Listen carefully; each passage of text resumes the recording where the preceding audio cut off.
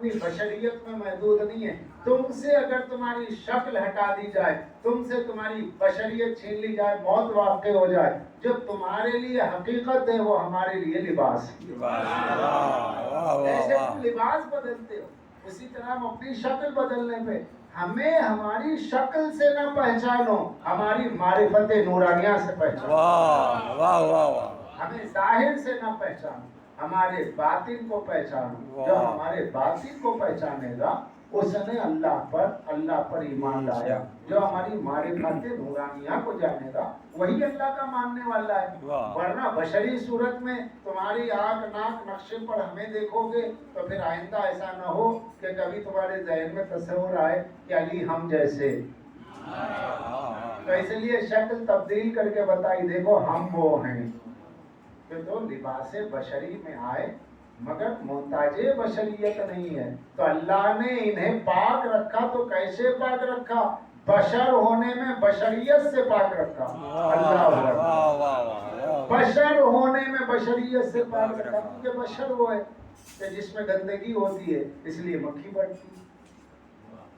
انسان کے جسم پہ مکھی کیوں بڑھتی ہے؟ اس کی گندگی کی وجہ سے بڑھتی ہے. اس کے انفاس میں گندگی ہوتی ہے, وہ سانس لیتا ہے اور جب سانس باہر آتی ہے تو اس میں کاربن ہوتا ہے, گندگی ہوتی ہے تو مکھی آتی ہے. مکھی کیوں آتی ہے؟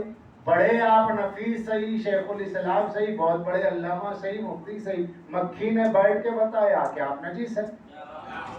نجاست کا ایک حصہ آپ میں ہے. اس لیے امام نے فرمایا نہج البلاغہ میں کہ انسان نجاست کا برتن ہے, انسان نجاست کا ظرف ہے. تو جب انسان نجاست کا ظرف ہے تو وہ اپنی حقیقت کو پہچانے. پیدا ہوا تو نجیس تھا, پاک کیا گیا, مر گیا تو نجیس ہو گیا, پاک کیا گیا, اور ایسا نجیس ہو گیا کہ جس نے چھوا وہ بھی ناپاک ہو گیا. تو جس کی ابتدا نجیس ہو, جس کی انتہا نجیس ہو, دو نجاستوں کے درمیان میں اپنی پاکیزگی اور نفاست پہ اتنا بڑا غرور ہے اور ان کے بارے میں اپنے کو سوچ رہا ہے میرا عمل اور ان کا عمل, میں ان کے جیسا. یا کسی عالم کو کہہ دینا کہ فلاں عالم جو ہے مثل علی. ارے بھائی کوئی عالم ہو کتنا بڑا ہو جائے, لیکن مکھی بیٹھ کے بتا رہی ہے کہ تیرے اندر جب تک بشری اوصاف ہے اپنی حد میں رہے, اور بشری اوصاف سے تو نکل نہیں سکتا. فطرت انسانی میں نجاست کا حصہ ہے, یہ انسان کی فطرت ہے. اگر نہ ہو تو پھر باڈی ڈیولپ نہیں ہوگی نا. تو جب انسان کی فطرت میں ایک نجاست کا حصہ ہے اور وہ خلا پورا نہیں ہو سکتا, اگر اسے ہٹا دیا جائے موت ہو جائے. اہل بیت کون ہے؟ امام کون ہوتا ہے؟ جو صورت بشر ہوتا ہے, حقیقت بشر نہیں ہوتا. اس لیے وہاں مکھی نہیں بیٹھتی, اس کا سایہ نہیں ہوتا. کیونکہ ہم سب کچھ ہونے کے بعد کتنے ہی بڑے باخلاق اور جو ہونا ہے ہو گئے, وہ سب ساری چیزیں زندگی میں لوگ تعریف کچھ کرتے ہیں اور مرنے کے بعد تو بہت کچھ کرتے ہیں. جب سیونیئر چھپ جاتا ہے ایسے تھے ویسے تھے کیا تھا, ارے سب کچھ تھے بابا, ان کا سایہ پڑتا تھا نا زمین میں. اور خاص طور پر ان لوگوں کے لیے جن لوگوں کو کہا جاتا ہے مثل علی, فلاں مثل علی, فلاں اس دور کے حسین, فکر پہ بجلیاں گر جائیں, کس کے لیے کیا کہہ رہے ہو, کس سے کسے ملا رہے ہو, ہوش نہیں ہے. ارے وہ ہیں جن کا سایہ نہ تھا.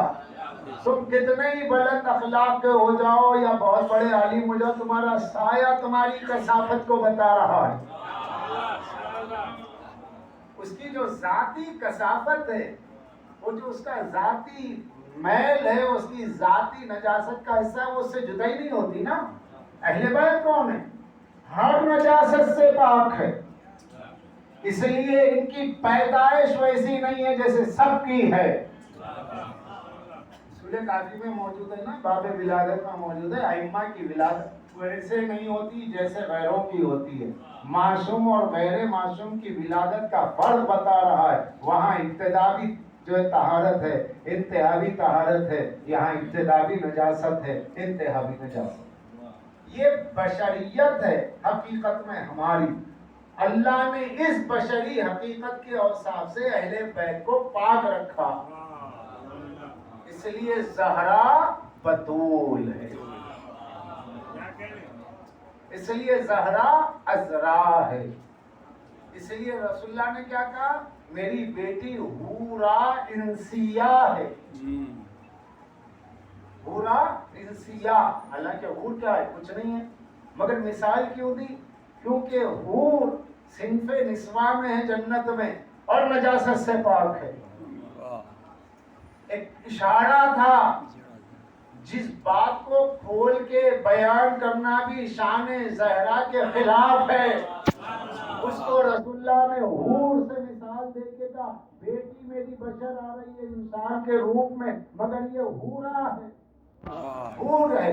کیونکہ حور جنت میں رہتی ہے، حور نجاست سے پاک ہے. اور جنت کو جنت اس لیے کہا جاتا ہے کہ وہاں نجاست ہی نہیں ہے. جب وہاں نجاست نہیں ہے تو جو سردار جنت ہے شہزادی، تو یہاں تصور نہ کرنا. اب جو ان کی اولاد سے عصمت مطلقہ کی جگہ پر ہیں فائد، وہ بھی ان تمام نجاستوں سے پاک ہے جن نجاستوں میں تم رہتے ہو. اللہ نے انہیں پاک رکھا جیسے پاک رکھنے کا. اس کا مطلب یہ نہیں کہ گناہوں سے پاک رکھا. اور گناہ کا کیا تصور؟ اگر گناہ کا تصور ہے تو پھر نہ جانے آپ میں سے کتنے لوگ جزوی معصوم ہو جائے. جزوی، وہ کلی معصوم ہے، گناہ نہیں. ہاں بھائی ہم سے کچھ ہوئے، کچھ نہیں ہوا. ایک شخص نے پوری زندگی میں زنا نہ کیا تو زنا نہیں کرنے میں وہ جزوی معصوم ہے. ایک شخص زندگی بھر چوری نہیں کیا، چوری نہیں کرنے میں معصوم ہوا. تو یہ سب اہل بیت کی جگہ بیٹھنے کے راستے بنانا ہے. میں کچھ کہہ گیا، ورنہ حقیقت کیا ہے؟ ان کا وہ مقام ہے جہاں پر کوئی نجاست کا تصور ظاہری ہے نہ باطنی ہے. اس لیے اللہ نے کیا کہا؟ انما یرید اللہ لیذھب عنکم الرجس کا، عنکم النجس، عنکم النجس نہیں کہا، عنکم الرجس نہیں کہا. ایک نجس ہے، ایک رجس ہے. رجس اور نجاست دونوں الگ چیزیں. رجس کہتے ہیں چھپی ہوئی چیز کو.